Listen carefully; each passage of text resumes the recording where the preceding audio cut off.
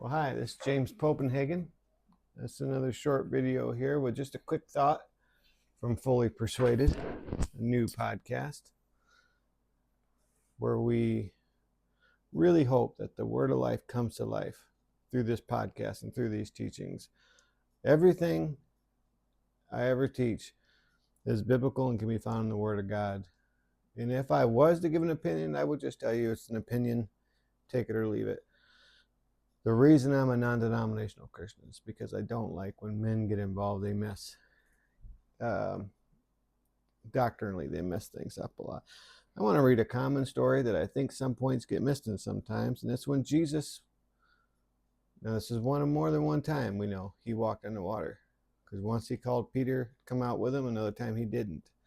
One, there was a worse storm, one was just wind and waves. Okay, so this is one of the times Jesus walked on water. Catch that. There's more than one time. Verse 45, immediately he, being Jesus, made his disciples get into the boat and go before him to the other side, to Bethsaida. Bethsaida, I'm not sure how it's pronounced. While he sent the multitude away. He had just talked to thousands and thousands of men and women and children. He fed them, with the loaves and the bread and the fish, all that. That's another well-known story. But he tells his disciples to leave first, go out in the boat, and then he dismisses the congregation, so to speak. But then he goes to the mountain by himself to pray. Verse 46, when he had sent them away, he departed to the mountain to pray. And, excuse me. Now when evening came, this is verse 47, now when evening came, the boat was in the middle of the sea, and he was alone on the land. Then he saw them straining at rowing, for the wind was against them. Now about the fourth watch of the night, which is about 3 a.m, he came to them walking on the sea. And I want you to catch, this is a key, it's often missed. And it says he would have passed them by. Now I want you to think really what that's saying right there. They are literally rowing. They're all awake. They're all fighting. And if you see those ships, those boats rather, that they used to use, one just surfaced on shore after thousands of years. They found in Israel, the sea line went back more and more and exposed a boat from the time of Jesus. It's really amazing. But it would have several spots for the men to row. So several of them are rowing. They're struggling against the waves. And it says that Jesus would have passed them by. A man walks on the water, and he would have passed them by. They didn't notice. They weren't looking. And here's why. Why? Because they were only focusing on what was right around their boat at the moment. They were noticing the waves and the wind, and they're fighting it.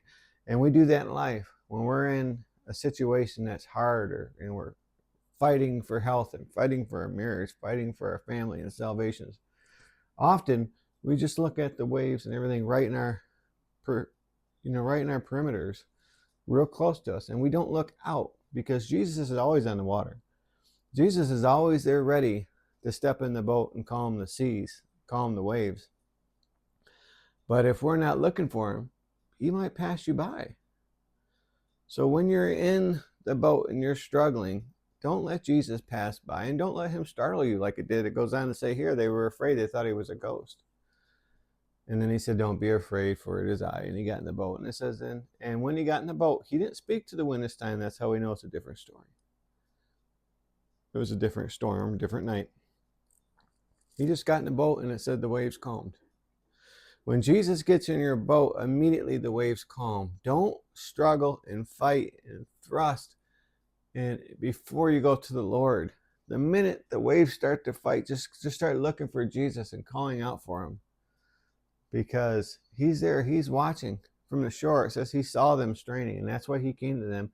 But it says he would have passed them by. They almost missed their redemption from that storm. And I don't want you to miss your redemption from the storm. So I really hope you read Mark 6, verse 45 through 51, it looks like. read that story again, and then just pray, God, let me apply this to my own life. Let me, every time I'm in a store and I'm in a storm and I'm in a hard situation, Lord, I don't ever want you to pass me by again. I want to run to you first. I want to look to you first, and I want to call out, and I want to get a better prayer life where we call out to Jesus first, not after we're wore out and just about to the point of dying.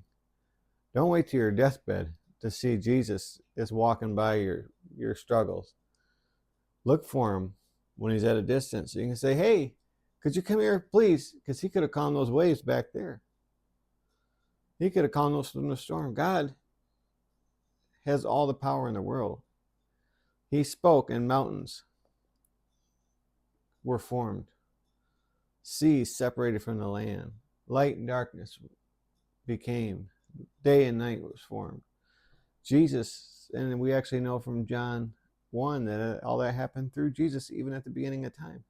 So Jesus from the beginning of time has been there, and he's got the ability to calm the waves in your life right now if you reach out to him with a pure heart, looking. If you seek, you will find. So there is your daily dose of the word. And again, I pray that the word of life comes to life in you as you read the word in context, and not as an American, but as a follower of Jesus. God bless you as you bless him.